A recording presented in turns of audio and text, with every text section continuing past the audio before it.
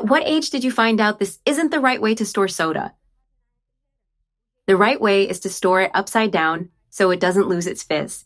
I'm starting by adding 4 eggs into this bowl, then I add 1 cup of sugar. Now I mix these 2 ingredients well. Beat until it becomes a light and smooth cream. Mix for about 3 minutes until it lightens well.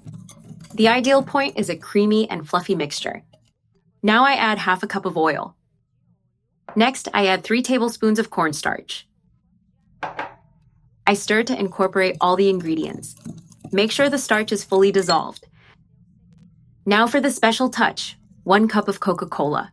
This ingredient makes the cake fluffier. I mix gently with smooth motions. Now I add the all-purpose flour. I'm using 2 cups of sifted flour. I mix everything again calmly. Make sure there's no dry flour left. That Coca-Cola really makes a difference. The cake turns out soft and very tasty. I add 1 cup of cocoa powder. I'm using 50% cocoa and mix again. I like doing this part with a hand whisk. Avoid using a blender so the texture doesn't get lost. Even with a mixer, I prefer the hand whisk. Mix well until the batter is smooth. Now I add the baking powder. I use 1 level tablespoon. I mix with gentle folding motions. Once the baking powder is well incorporated, it's ready. I pour the batter into the prepared pan. I had already greased it with margarine and flour. Now I bake it at 350 degrees Fahrenheit for 40 minutes.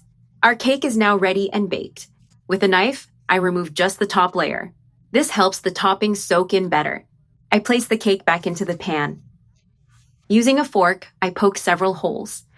That way, the Coca-Cola soaks in even more. The result will be a moister cake. After making the holes, I continue with the Coke. I slowly pour the Coca-Cola over the cake. I let it spread throughout the entire batter. If you haven't made this cake yet, it's worth trying. It's a simple and very tasty recipe. Pour about 7 fluid ounces of Coca-Cola. And now prepare a delicious topping. I have 7 ounces of chopped chocolate.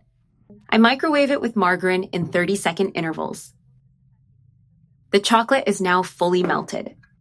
I add 7 ounces of heavy cream. I stir until it becomes a smooth cream. This mixture creates a simple and delicious ganache. It already has a good texture and shine. What a shiny and creamy delight. Now I spread this ganache over the cake. I cover the entire top evenly. A topping that goes very well with the flavor of the cake. It's already well spread. I finish the ganache and it looks beautiful. Now I sprinkle some chocolate sprinkles on top. This is optional but gives a nice finish. Now I cut a slice to serve. The cake turned out very fluffy. Follow the steps just like I showed you. With this recipe, you can't go wrong. The result is delicious and worth it. Serve a slice on the plate.